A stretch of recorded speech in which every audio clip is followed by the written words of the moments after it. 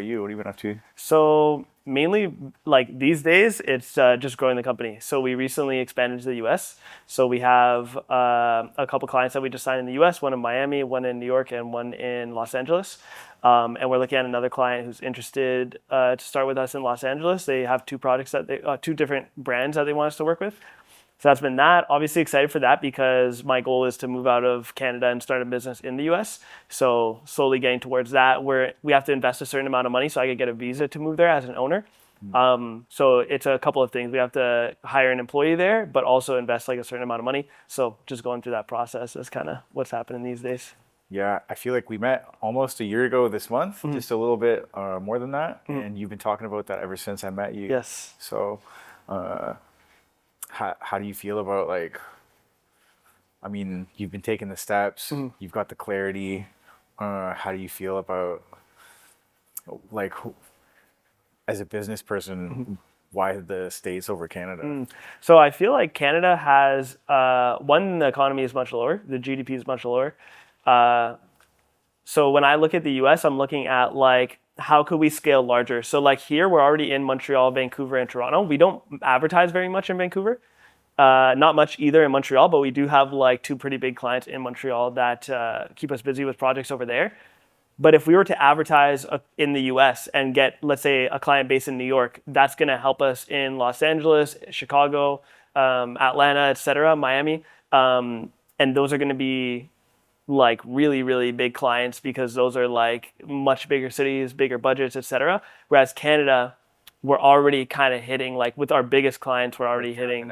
Exactly. Wow. Like where their budgets are like a little bit limited and stuff like that. And it's this kind of thing where to have full creative freedom, you need that extra, like, you need that extra money from clients to be able to do everything that you want.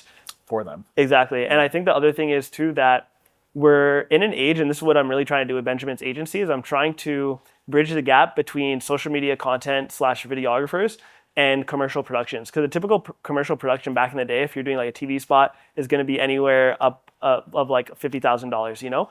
Whereas, you know, a videographer, if you're paying a videographer, average videographer is going to be like, let's say 500 to 3,000. So we're trying to get in that range of like, let's say 3,000 to like maybe 15 or $20,000 in terms of like a retainer where we're consistently creating commercial content, that commercial quality content for bigger brands, but they're not getting just one commercial out of it. They're getting like a month's worth of content.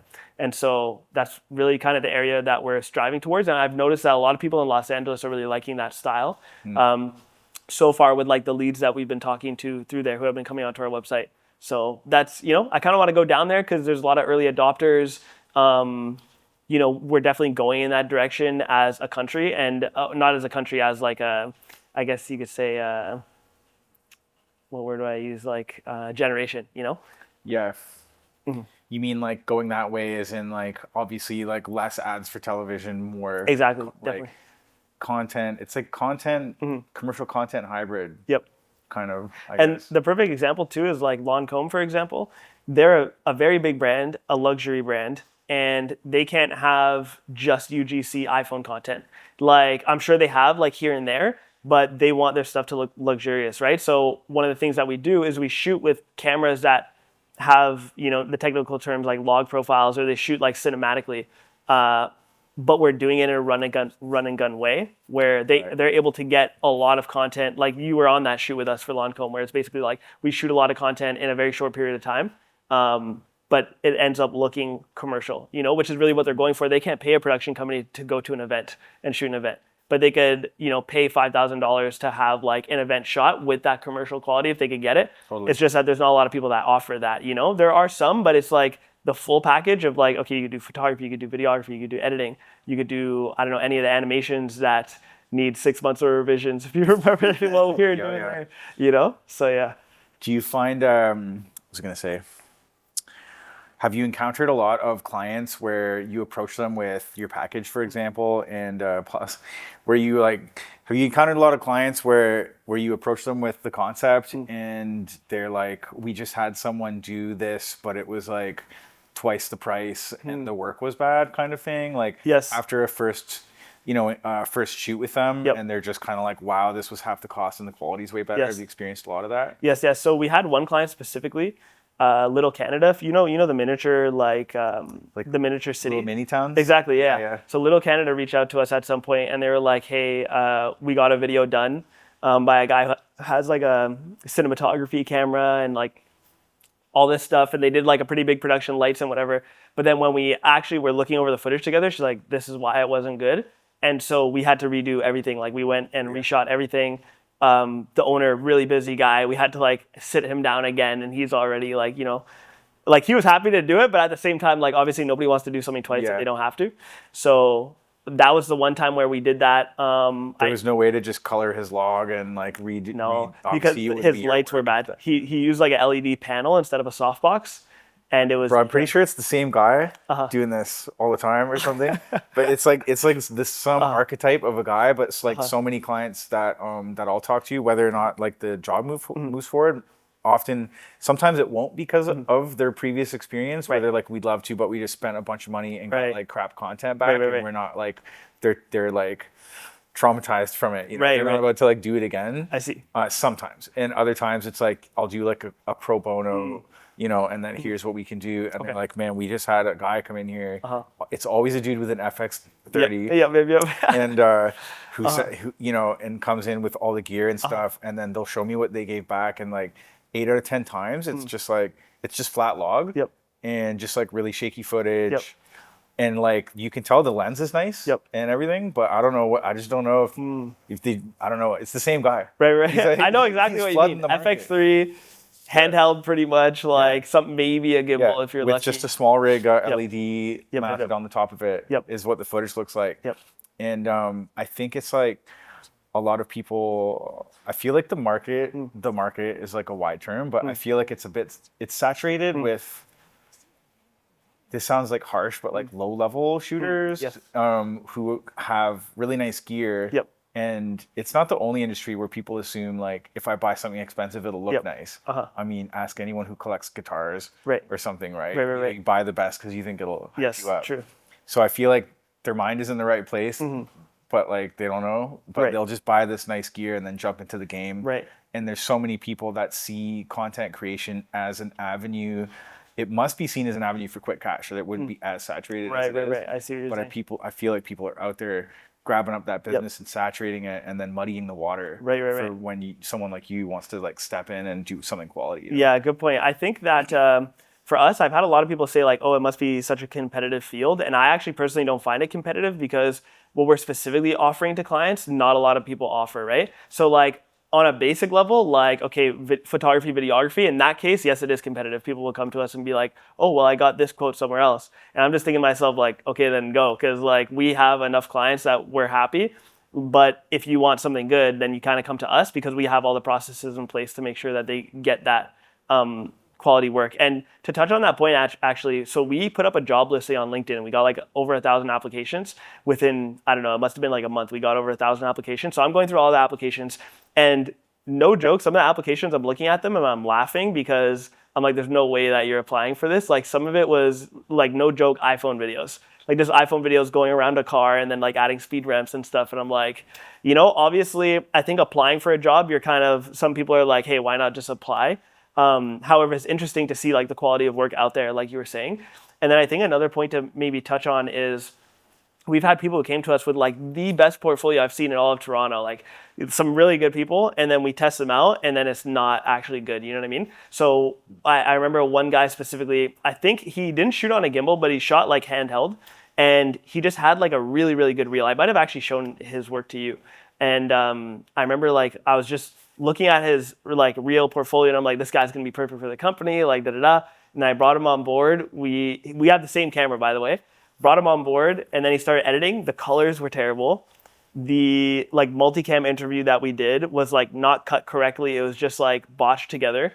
And I just remember looking at that after and being like, wow, this guy's portfolio was literally amazing, but then the end result was not good. And that happened multiple times, like 2 times. Like, sorry, I didn't interrupt. Yeah, no way. I'm curious if you think that they're doctoring the reel to get the job, like pumping up your resume. Right. Are they nervous to what's the word? Like, are they just nervous when they get on the job, or like, what's the deal? Yeah, it's interesting because I think that like I've had my cousin told me that he's like, oh, maybe they just like put together some fake work. And I don't think that's the case because his Instagram is actually amazing. Like if I open it up right now, you're gonna see amazing work. So you can't have somebody making your amazing work that consistently. And granted, he didn't actually shoot anything for us, but getting him to edit like with his style, which was really, really good. I mean, he couldn't edit it. And we're shooting on the same camera, same everything. So I'm like, how come the colors are, like you said, log? You didn't even grade it. You didn't do anything to it. And then why is the edit like so botched? Like there's no story, there's no nothing. Whereas I go in, I edit it in like, maybe 45 minutes, an hour, and I have something good. And this guy took like 6-7 hours and it was terrible. Dang. Didn't, talking about like FX30s and that, didn't you start shooting Sony like in the Yes. beginning of your like career? Yes, so I started shooting on the Sony a7 II. That was my first camera. Sony a7 II, I started off with the kit lens, was just doing videos here and there. I actually primarily started with video. That was my goal. I was watching like Tim Kellner and a little bit of Justin Escalona, who was like a pretty big vlogger with Sony at the time. And then I just decided, I want to get into photography. So I got a 50mm 1.8 by Sony. And then that was looking good. The photos were looking good. Yep, I liked it a lot. And then eventually I got a 35mm 1.4, like a Zeiss. No, a 50mm 1.4 Zeiss, which was like a next level lens. Literally every single photo I was taking was amazing. Then I got a 35 1.4 and I think I might have gotten an 85 1.4 at some point. And then eventually I just switched over to Canon. 85 1.4 is brilliant, like portrait lens. Yep. Or it might have been the 85 1.2 G Master, which was like next level lens. Yeah. I remember the first time I shot on it, I rented it for the day for like $35. And I'm like, yo, it's like a $3,000-$4,000 lens. I'm like shooting it. I'm like, every shot I took, I was like, this is next level. So what I liked about Canon at the time, when I switched from Sony to Canon, was there was only the a7 III and the a7S II. So I was thinking to myself, okay, I want to be able to shoot 4K 60 specifically. And I also want to be able to have like IBIS, and I want to be able to shoot nice photos. So at the time, the R6 Mark I came out and it had 20 megapixels and it shot 4K 60, whereas the a7 III was out and that could only do, I think 4K 30 if I'm not mistaken, or 4K 60 with a crop. And so I was like, okay, I'm going to go with Canon. And then I switched, and then like a month or two later, they released the Sony a7S III. But either way, I wouldn't have gone with it just because the megapixel count is low and it wouldn't really work for our photos. It's not bad. Like I think if somebody gave me that and that's all I had, like I could take great photos with it. But I was happy switching to Canon, and then eventually got the Canon R6 Mark IIs. But you were recently considering swapping back. Yes. What made you pivot? Was it the FXs Yep. or? So the FX3 is good, but basically the reason I haven't gone back to Sony is because they still don't have anything that does 4K 60 without a crop that also does photos. So like the a7S III, technically I could get that, but then it's like 12 megapixels, which isn't ideal, you know what I mean? So we need a photo camera. So we would need basically 2 video cameras and a photo camera. And I guess it's not too bad because we currently have that now, but we basically have 3 R6s right now. Yeah. So like there's no real reason to switch. Plus we have all the lenses, RF lenses and all that stuff. And if you sell an RF lens, I don't think the value is as good as like what you bought it for, obviously. Yeah. I could probably switch to like a used Sony lens, but it's just complicated. I feel like too, like your brand kind of sits on Canon, like the nuance of like taking portraits with a Sony lens. Yep. Obviously they're sharp, but sometimes I wouldn't say too sharp by any means, but strictly for portraiture. Yep. I feel like Sony looks so sick, for example, when you're shooting like cars or like things with like really high saturation and sharp lines. And like, it's not to say, I mean, I shoot portraits with Sony and I love my own photography, but the way that kind of like milkiness that Canon lenses has is like very kind of Benjamin's agency. Yes, I do agree with that. With the brand. I do agree with that, yeah. I think that we're really going for almost so it's funny, when we first started working with brands, or right before I started working with brands, like while I was doing portraits, I was trying to like edit and color grade and add a unique style to all the photos. And what I realized was a lot of clients would just say, hey, can you like remove the edits? Can you remove the edits? Can you remove the edits? So I was like, okay, well, maybe I should just, like scale it back a bit. Yeah. So I remember one client was just like pushing. So I just did exposure, contrast, and a tiny little bit of saturation. Maybe sharpness, but basically exposure contrast was only like color edits that I really did.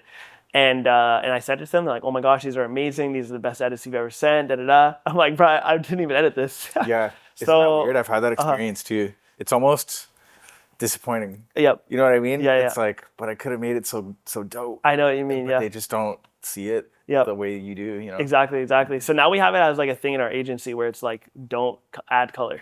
Like that's Yeah. it, just don't add color. We had one client recently ask, like a brand client asked to add color, but it was a very specific brand that like needed colors because it was part of their ethos. Whereas all the other brands are generally going to be very commercial, and it's the color is going to come out by the environment that it's shot in, right? So like L'Oreal, for example, is very like black and white, I would say, primarily.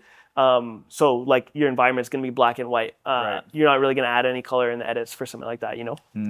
You showed me a trick once when I was editing some photos for you, and it was like in Lightroom, switching the color from Adobe Color to Yes. Camera Standard, Yep. which wasn't like I'd never used that before, and now I'll check in on it. I don't always use it, Right, but right. often I'll at least check to see how it flips my starting point. Right. And especially sometimes with like high, like well lit, like in a brighter atmosphere, portraits and stuff, Yes. where the color is like popping more, Yep. I'll switch over to Camera Standard now. Nice. Yep. And not so much for low light, but when did you discover that, and why do you like it? Yes, interesting. So I was like, when I first got the Canon, I just remember looking at the photos and being like, these are so bad. Like, I can't believe I switched to this camera. Like, the Canon R6, when it just came out, like, was so bad in Lightroom. No way. So I basically thought to myself, I'm like, okay, what do I do, right? I'm looking around.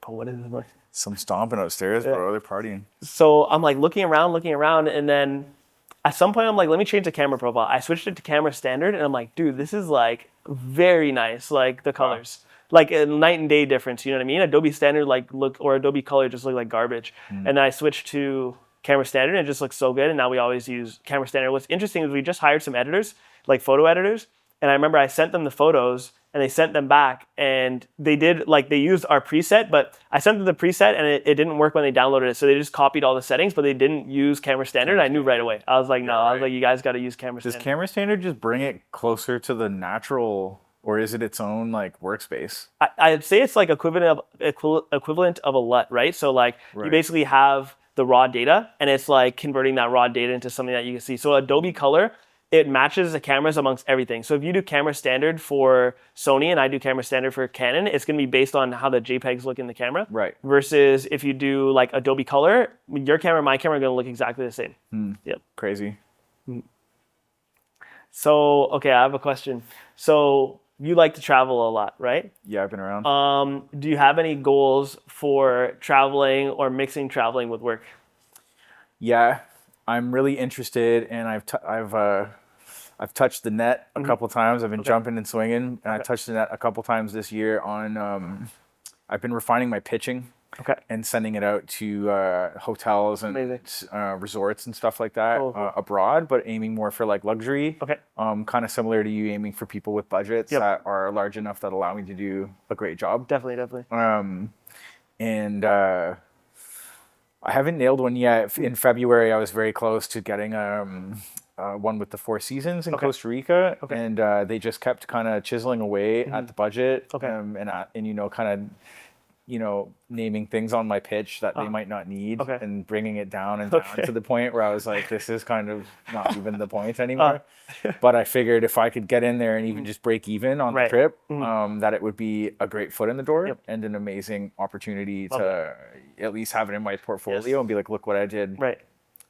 So I do have a goal. I think right now I have maybe too many goals, but so I've kind of put the traveling stuff on the back burner, which is part of the reason I was talking about like having to stick it out here all winter and stuff. But ideally, doing some luxury work, and even if at first, like most things in art, if I have to pro bono it or break even to get that portfolio work in, then I'll do it. But I'd love to be able to do that specifically with luxury stuff, just because. I mean, you raise the quality of the things that you're pointing your camera at, and your work automatically looks better. Exactly. So I agree. it's like, that's the goal for sure. Nice. Okay, cool. And then how have things been? Because we were working together for quite a while, and then you started doing your own thing. How have things been with, let's say, like the projects you're doing? Any projects that you've been like, oh, this is like sick? Because I haven't heard about like the recent projects you've done in like, let's say last month or 2 months. So I'm curious to hear like what have... What have those projects been like? It's been interesting, like doing. I mean, obviously, getting retainer clients is a goal. I've been working with one bar for the same bar at Yes, Greta right. since like right before I started working with Amazing. you. I had a barbershop come on for a bit, but one thing I've learned, which I don't know if I should even talk about this in an interview, but we'll see. You can say it and then like Yeah, and just if we don't figure use it after. One thing I've learned is to not aim at like bars and barbershops. Okay. Because like they seem like on paper like easy places to create Right, right. content. You know, you can interview the barbers.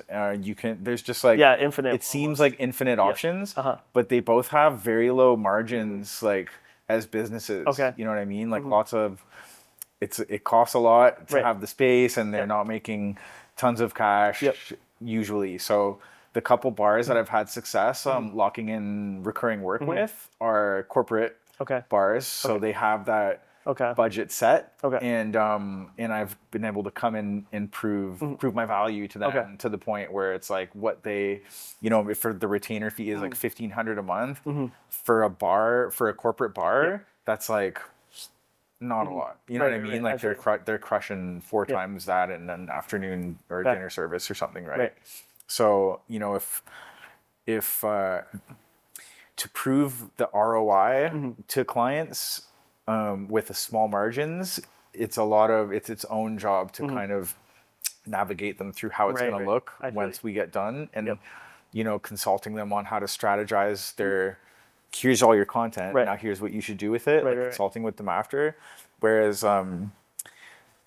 corporate bars aren't as worried about the ROI on giving you some money to film videos. Right, They right, just right. want to make sure their socials are popping and Yep. look sharp, and that you're there to cover all their important events with Yep. recap videos and get photos of, you know, people enjoying themselves. Love that. Yep. You know, they probably don't need to increase foot traffic 10x because they're already killing it. Right. But like any huge brand, like Coca-Cola Yep. is gonna Want to push look? They Coke want that ads brand in your Yep, face exactly, until the exactly. day the world explodes. Yep, So yep. like, and they don't need to. Yep. They're already a monopoly. Yep. So it's like tapping in with clients and companies that I don't. There's a better way to word it, but almost don't even need you. Right, right, To a right. point, but Right. like still need to advertise. Definitely. Takes a lot off of my plate. I've Right. discovered as far as like convincing someone to work Yes. with me. Right. You know. That's something that we've learned recently is we've had a couple clients that were just like tough to work with. And what I realized is one, we don't need them. So why am I arguing with somebody who like I've been doing this for some of the biggest brands in Canada for like years. Like why am I arguing with a small business who needs us? You know what I mean? So that's kind of what I've been thinking lately. But something I was going to touch on that is that I feel like it's better, and this is for like all photographers and videographers out there, like it's generally better to work with a corporation or a company when you're working with their marketing department rather than an individual person. Because when you work with an individual person, they want their budget and everything to go as far as possible. They're always going to be asking for the most. They want the most. Whereas an employee at a company is like, hey, our budget's $3,000. That's what my boss told me. So what can we get for that? Or here's my budget. We want to spend this with you. Like either what can we get or here's our budget. We're just paying you this either way. I remember the first time I got paid $10,000 for a project. They're like, here's our budget. I didn't come in and say like, hey, here's how much we're charging. You know what I mean? It was just that they said that's their budget. So I was like, okay, let me see what I can do for that budget, you know? So I think that definitely that's the way to go is finding those corporate clients and not going the individual route if you don't have to. Obviously, individual route is fine. And we have a couple of individuals come to us like every now and then. But I would say for the most part, it's generally better when there's a slight disconnect. Like even the perfect example is, and we've worked with them before, TSF Law. So TSF Law is a great example because they're a small business, but their marketing department or the marketing agency they use came to us, right? So it's almost like, it's not like the client is saying, hey, we need this, et cetera, et cetera. It's like we literally have the marketing agency, Bo, coming to us and she's saying, hey, this is what we need. Like provide it to us and we already have the budget determined, and that's way easier than having an owner come and say, I want this, here's my budget, oh you're charging this, oh my gosh, like every dollar is so important, you know? Yeah, because owners have a lot going on already in their mind and typically have like habitualized the need to control, to like micromanage. Right. So they're already going to be like on you about like how every dollar is going to get spent. Yep. And I guess as they should. Yep, right. But it's refreshing as like someone who's providing like a B2B service to deal with corporations in the sense that it's nice to have like your marketing person Yes. who's not stressed about anything else other than marketing. Right, right. And you talk to them and they approve, yeah, I like the idea. Yes. And they kick your invoice over to Yep. accounting. Exactly. Who doesn't ask questions about what this is Exactly. for. They just see the invoice and they send you the money. exactly, So when exactly. you have like everything compartmentalized, it's nice to be like the freelancer Yes. because it's like you're not getting, your decisions aren't getting scrutinized. Yes. You know, the layers of approval are separate Yep. and everyone's like cool with it. Definitely. And I've noticed that in my own business too, because I've in the past sometimes been too specific with a budget to the point where actually, I'll tell you a story which is crazy. And this is like, there's not much I could have done to change this. However, now I know this. It's not something that I do. So I remember I was looking for a photographer. We had a shoot in Quebec City, and I'm looking for a photographer who can do an event for one of our big clients. And we're doing this event in multiple cities. So we're doing Toronto, Montreal, Quebec City, and Vancouver. And so basically what happens is I find a photographer that we haven't worked with before, but they have relatively good work. But I'm searching. So I found 3 photographers in Quebec City that I wanted to go with.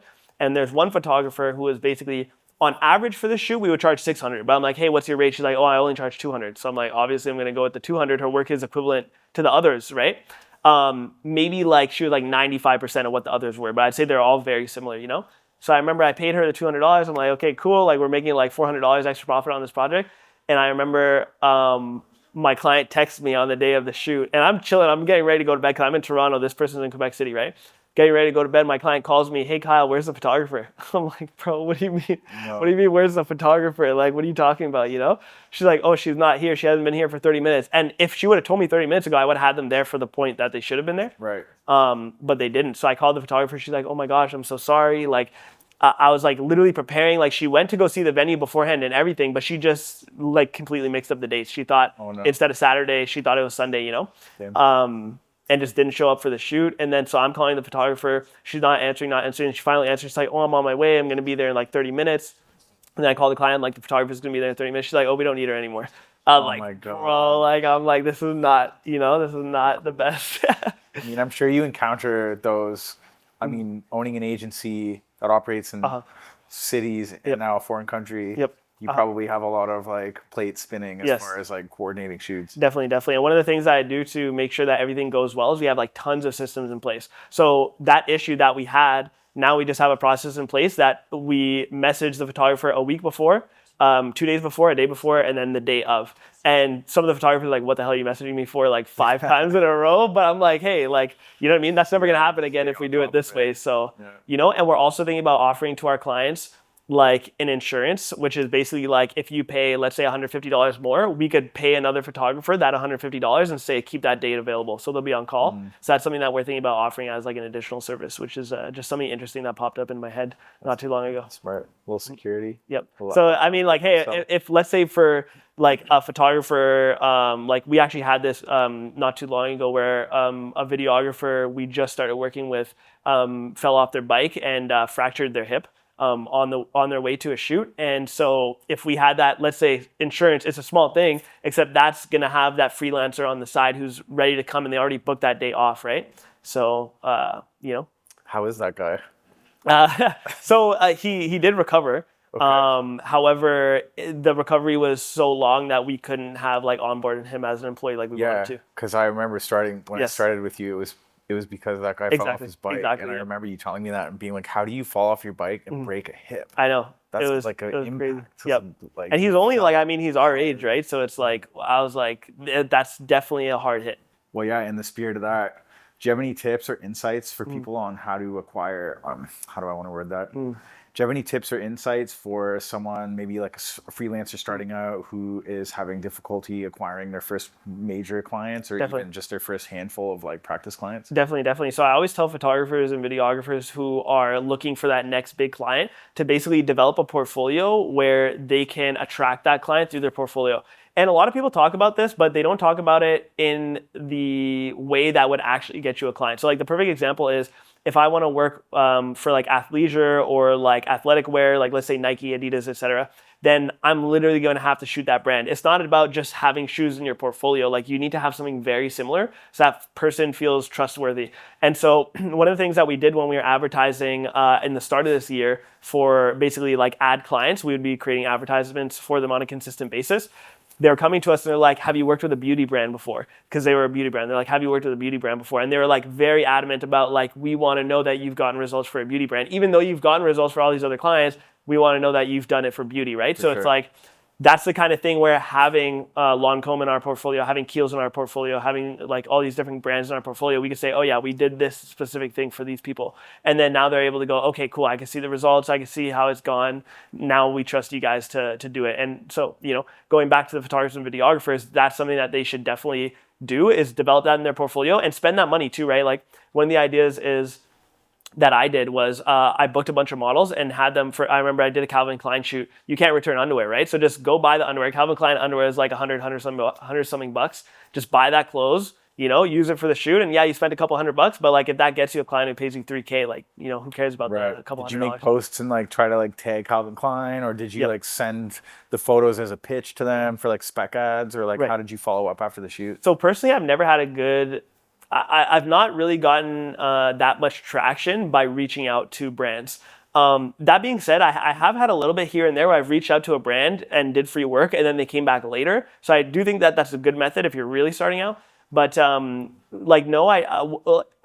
I would tag the brand, sometimes I wouldn't. It just depended on the modeling agency. Some of the modeling agencies wouldn't let us tag brands because they're like, why are you shooting a brand with our model and then tagging them? Sure. Even if you're not getting paid, it's like a little sketchy for them. So sometimes I would, sometimes I wouldn't. It just depended on which agency I was working with. Do you use LinkedIn at all to reach out to potential clients? Do you recommend doing that? No, I haven't used LinkedIn. I do think that it could be good for like building connections with the right people. So like a small example would be, we're in a very corporate network now with like a lot of the brands that we work with. And a lot of these people move from one company to another company because they're so high up in a marketing department at a big company that it's easy to move to another one, right? So connecting with these people on LinkedIn when they jump around, which happens in the span of 2 years, a lot of people like jump around from job to job. It's good to have those connects. Plus what happens is if somebody likes my post, then generally the person that person is connected with, they're going to see that they like that post. So if that person's looking for a videographer and we just so happen to post like a really good event coverage or a really good commercial, like they're going to be able to see that, and that could be a pathway. So it's something that we want to go a little deeper into. I have Valerie's like super busy with other marketing stuff right now for our clients, so I haven't had her work on that, but it's something we're planning on doing for sure. Shoot, I had a good question. I forgot it. Was it LinkedIn, brands reaching out? Around social media. You have a pretty good Instagram following, Yes. pretty strong on social media. Do you find that it gives you a lot of leverage when you're reaching out to clients? Do you get a lot of people reaching out to you because of it? Right. Do you recommend people focusing on growing their brand on social media? It's a good question. So I do feel like, photographers and videographers should grow their brand on social media. It's pretty obvious. But does it have a big effect? I don't think it has a big effect. However, when you get to a big level, you want anything to work for you, right? So if it means like working a little extra hard to get that 10,000 followers, 30,000, 50,000, 100,000, whatever, I do think that it could be worth it, right? And you have to think about it in the long term, like if I was the top in my field, would I have 100,000 plus followers? Like the answer is probably yes, right? So why not go for that? There's no reason to not.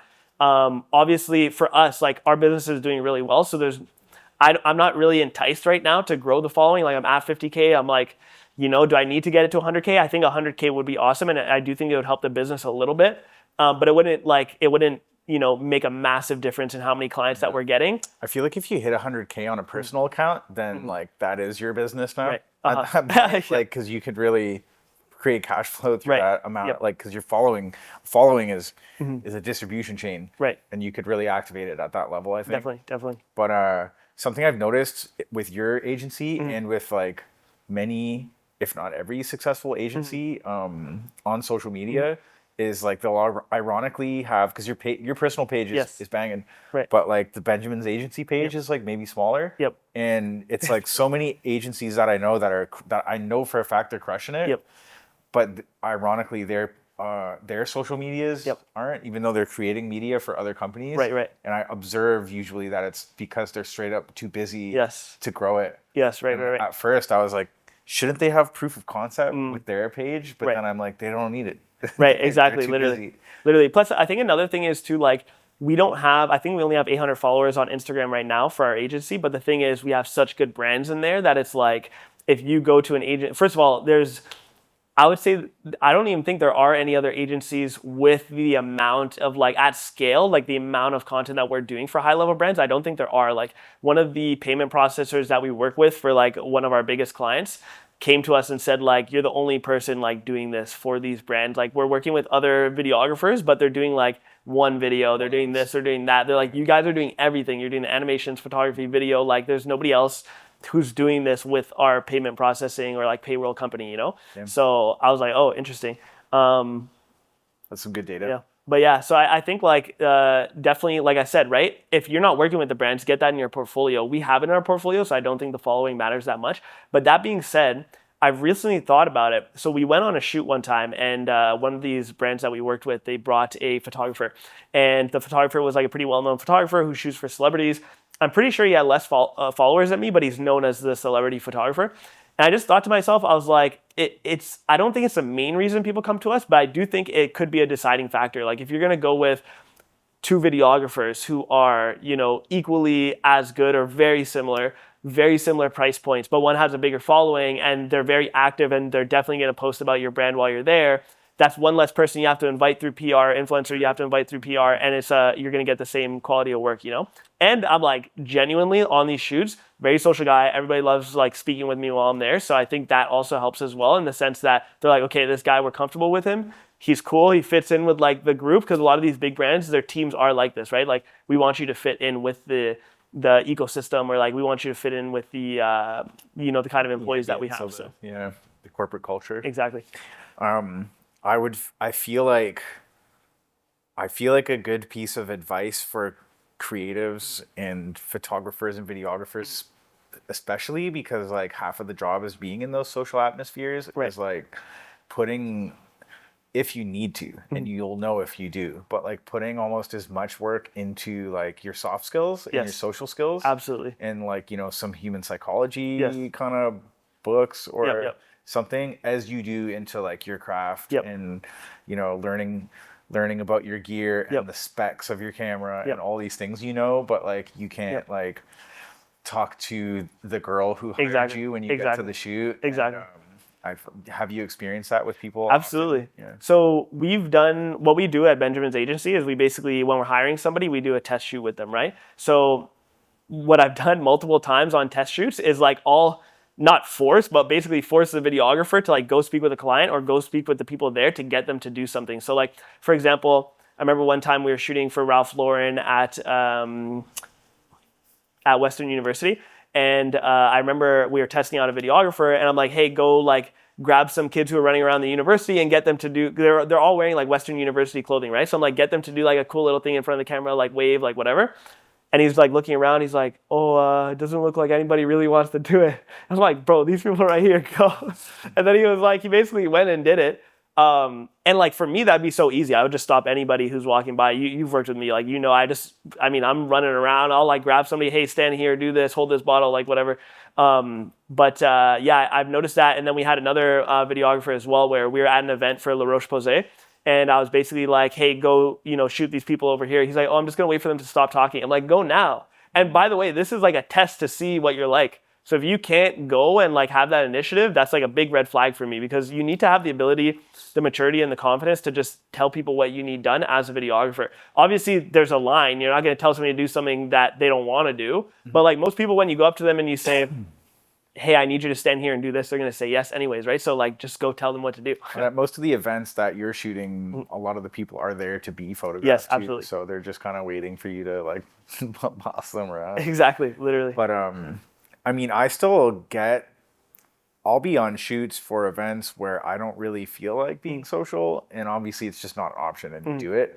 But I mean, you've probably seen me in both elements on shoots where sometimes I can be a bit like demure, where I'm like not as right. dynamic, and Right. there's other times where I'm very much like in Yep. my bag and I'm wheeling and dealing Yep, with yep, yep. people, and like so like I empathize 100%. Right. And I don't say it like you should, people should work on that. I say it coming from like it's something that I learned Okay. to do as well, like Yep. just like something I knew that had to be done, especially being on shoot solo and not with like a team, for example, like being, if I'm with Right. you and two other people, Right.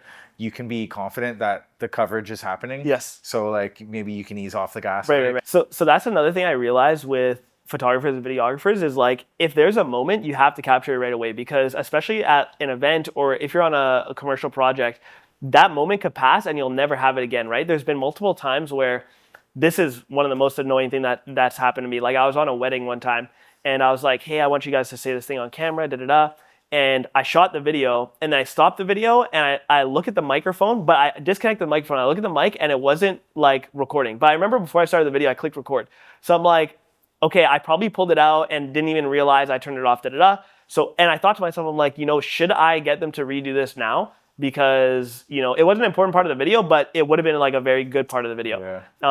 And I remember like I left, got home, checked, and obviously the audio didn't work. So that's like, and I remember I already had this process in place to always go back and do something. If you're unsure about something, just go back and do it because it's easy to get it done and it only takes 2 seconds. However, in this scenario, I was like pretty confident. I'm like, you know what, I'm sure it's fine. However, I would say that if it could make things significantly better, might as well do it, right? So I might have, like, in that scenario, I didn't want to get the couple to re-say what they said because it was so in the moment.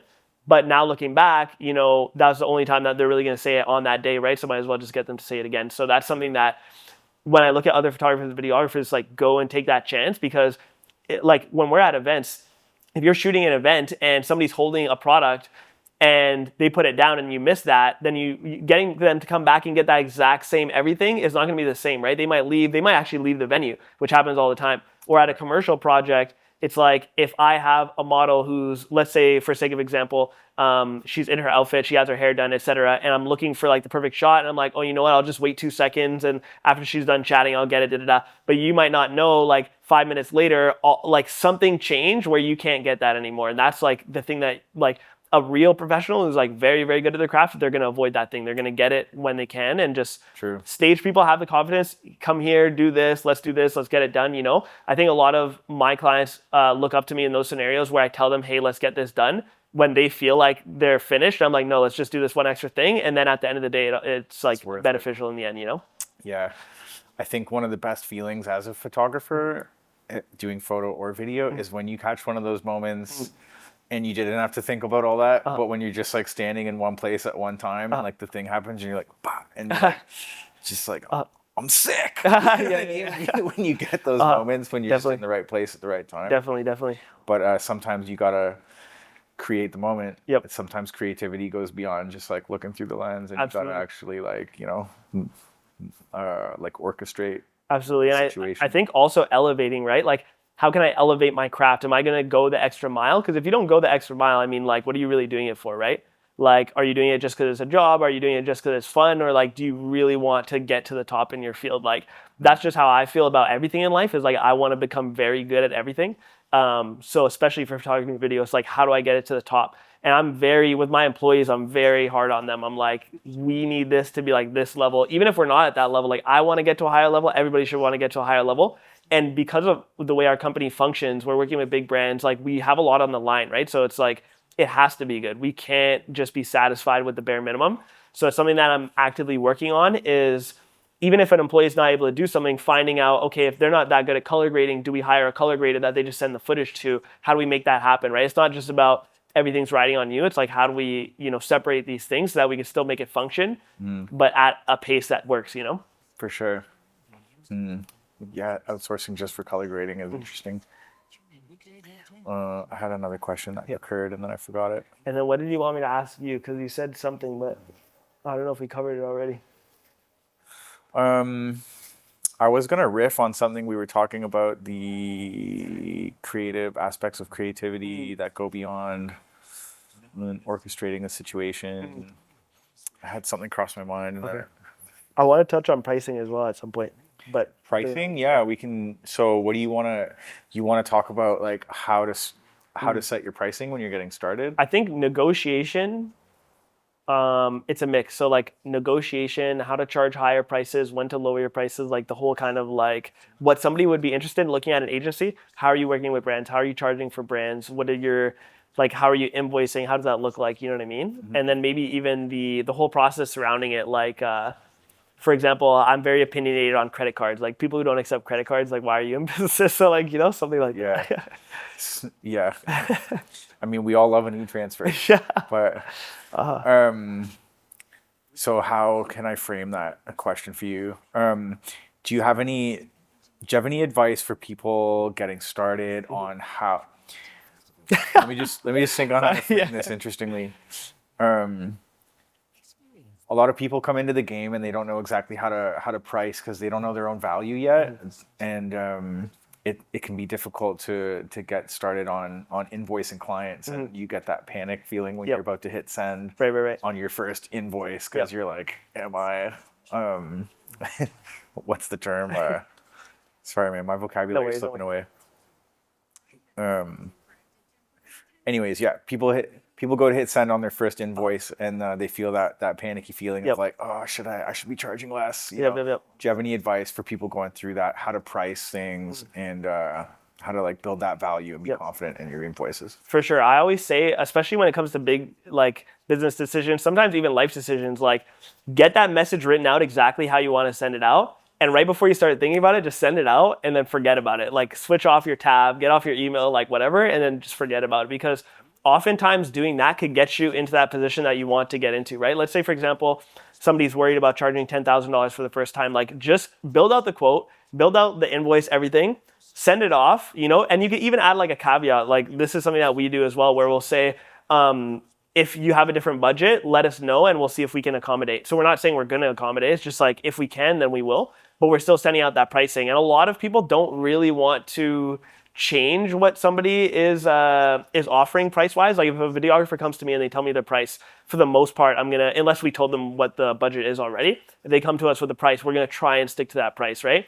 So a lot of people, when they come to us and we're sending out an invoice, I try and just go like, okay, boom, here's the price, send it out. Now it's not too much of an issue because it's all backed up by stuff, right? So like we basically have the low end, a 25% margin on all of our stuff, and then a 35% margin on all of our stuff. And this is like a gross margin after accounting for, or this is a net margin after accounting for like all of our employee services and like all this stuff, right? So now I don't really worry about it because we're accounting for our margin, and if they can't afford that, then they literally just can't afford working with us.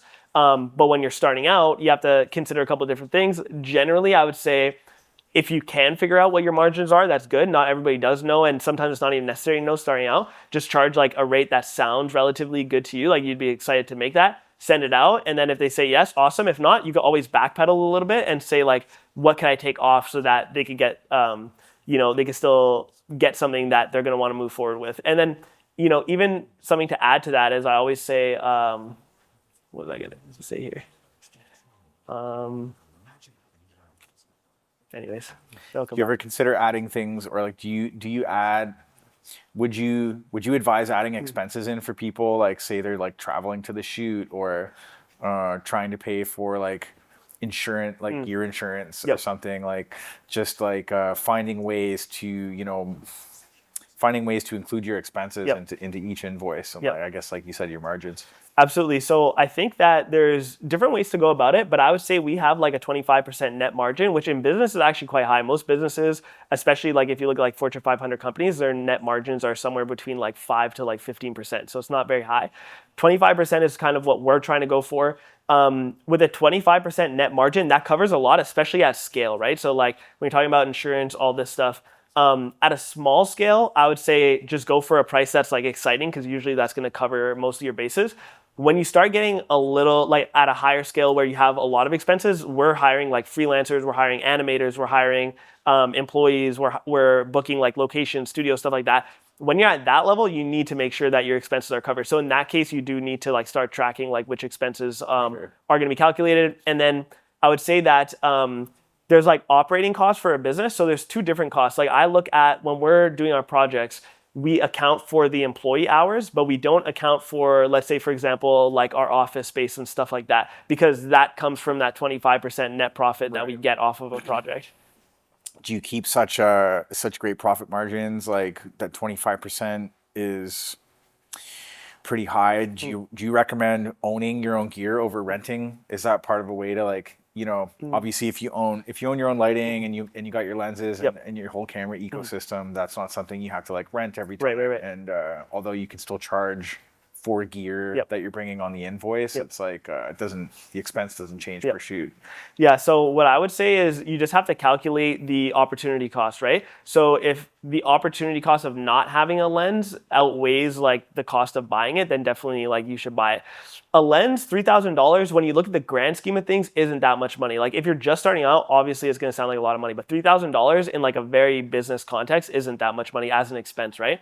So I just look at it as, what does my time cost? At a certain point, my hourly rate, when you look at like a full week or a full month's like hourly rate, 9 to 5, that kind of thing, it probably wasn't much more than like $200. So in that case, does it make sense for me to go to the rental house, pick up the lens, call them on the phone to get it booked in advance, go pick it up, bring it to the shoot, we shoot, and then I have to bring it back and then go home? Like at a certain point, it didn't make sense to do that anymore. So we just bought all of our own lenses. But that being said, right now we have 3 cameras. We have a 7200, 24-70, 50 and 35. For the most part, we haven't needed a second 24-70. There's been the off like maybe 1 in 8 projects where we actually do need two 24-70s, but then we're gonna rent it because it's like so infrequent that we need it that it's not worth it. If we got to the point where, let's say for example, I don't know, anywhere between 3 and 8 or like 6 and 8 projects we need it, then that's gonna be the point where we're gonna buy a second one. Cool. Any other things you wanted to touch on? Yeah, so I want to touch on your tattoos. You have a lot of tattoos. So I want to hear, what's the story behind the 20? Oh my God.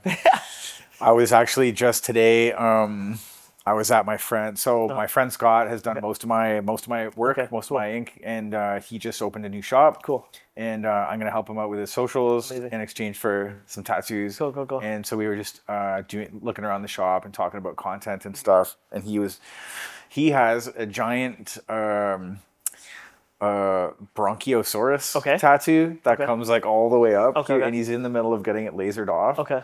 And I was like, man, I think I want to laser off this 20. And we're laughing because like obviously I'm not actually put out. What I'll probably do is just get more neck tattoos. Okay. Because to show the unimportance of getting neck tattoos, Right. because I get asked about this so much. But I only got this tattoo because it was 2020 on February 20th. Okay. And I was in Medellin, Colombia. Right. And I had some friends like visit me by surprise. Okay. Like totally just pop up like in the area and be like, oh, we're like in Medellin. And I was like, what? And so we went out and had a bunch of drinks, and I had the idea to get 20s. Okay. And we drank a lot, and they went out the next day and got the 20s tatted just like on their arm or something, whatever. And I stayed home hungover, and I was like, I'll get it later, man. Like too hungover to get tattooed today. And like 3 years later, I still hadn't got it. Okay. And so I felt bad, and I decided I should get that. And I went into a spot, and I was actually with my mom, who got one behind her ear. Okay, cool. And I was going to do the same with this behind my ear. Okay. And the guy just kind of put on the stencil, and he's like, how do you like it? And I'm like, it's fine. And he just like threw it on. Okay. And now I get asked about it like every other day. Okay. Yeah. Okay. And then my other question is health-wise. So what kind of health kick are you on these days? I know that you're really into health. You're really into mindfulness and, body awareness. So curious, where you at with that these days? I'm on like a 7-day-a-week gym regimen right Amazing. now, which is like, I'm almost definitely overtraining. Okay. I have a lot of like aches and pains. Okay. because of it. But I've kind of like got a system dialed in where I can go, I have my muscle groups kind of that I can rotate through the week and basically go every day. 2 days of those are cardio, one being like pretty heavy cardio and one being like very light, like just like incline treadmill for 20 minutes. And that's like what I consider my rest day. Okay. So yeah, I go to the gym a lot. I've been trying to increase I have a super fast metabolism, and I've been trying to increase my calories, but it's tough because I'm like working a lot. So I feel like you have a similar issue, but just trying to like find time to like eat more. Yep. While working, while doing everything. It's motivation has a weird way of like chiseling away at your diet, because like when I gotta eat, it's gonna like that's gonna take me time. Yep. I gotta cook for 20 minutes. Yep. I gotta eat for 20 minutes. I gotta like then I'll have to do the dishes later. I'm like, or I could like keep editing or Right. like finish this email. You know what I mean? Uh-huh. It's almost like, and then because you have momentum, you just don't stop, and before you know it, it's like 7 p.m. Yep, and I'm right, like, "Shit, right. I gotta eat dinner. Like, Yep. so I'm heavy in the gym, but it's been a bit difficult to like keep proper weight on. So I've also like increased my protein powder like Okay. intake. Okay, to, like, nice. 3 more smoothies a day. Okay. So I'm trying to at least get my macros in and Okay, get my good. protein to be like 1 gram per body weight. Okay, good. I feel like I'm learning more this kind of chain of events that I'm starting to kind of believe in, which is like my body is like my health, my physical health being like the foundation for everything. Because I'm like, my brain lives in my body, obviously. So it's like that's the atmosphere that my brain is living in. So it has to be like a clean home for it, because it's like my physical bodily health leads to my mental health. Yes. Just through the chemicals that come from working out, feeding my brain, and having a clean body, feeding my brain. My mental health feeds my spiritual health. Love that. Because I believe a lot in like having a really clear vision of where you want to be, feeling your way into the moment, and like taking multiple times per day, even if it's just 10 seconds or 5 minutes, whatever I can afford at any given time, Yep. to like pause and close my eyes and like re-visualize. Right. And if I don't have a vision, it's like be like, just feel that feeling, man. Okay. You know what I mean? Okay. And then I just like get back to what I'm doing. Nice. And I try to really like lock those, neural pathways in. Yep. And I feel like if I wasn't physically healthy, I have brain fog, fatigue, irritability, Yep. and I can't be bothered to be focused on my positivity when I have all energy is allocated to whatever task I have. Right. Because I'm too irritable to do anything else. Right. I feel you. So, yeah, that's been it. I've been super at it with my physical health to Nice. keep my mental health in check, so that Okay. my spiritual health is good. And and when I have that, that little trilogy is popping, I feel like there's just hope that anything can happen on like a limitless scale, more or less. Amazing. Love that. How do you feel the algorithms online are shaping the world right now? I find it really interesting that the virtual world is imposing itself so much on reality, in the sense that, in the simplest example, would be like seeing people shoot vertically, which we were talking about earlier, which is like that's Instagram informing the artist Yep. how it wants you to do things. Mm-hmm. That and like, slowly whittling away at people's attention spans has changed how musicians create music. Yep. 4-bar loop, make it no more than 2 minutes long max. Maybe at this point all you need is a hook, 'cause that's all people hear now on TikTok. I think it's crazy that that the algorithm, to put it generally, actually really informs how we work, even on a technical level, as like musicians or videographers. Yep. That's my answer. That was good. I think we're good. Okay, man. Yep. That was dope. Yeah, we'll do another one at some point. Whoa. Whoa. Let's go. I feel like we got what I was looking for. Perfect.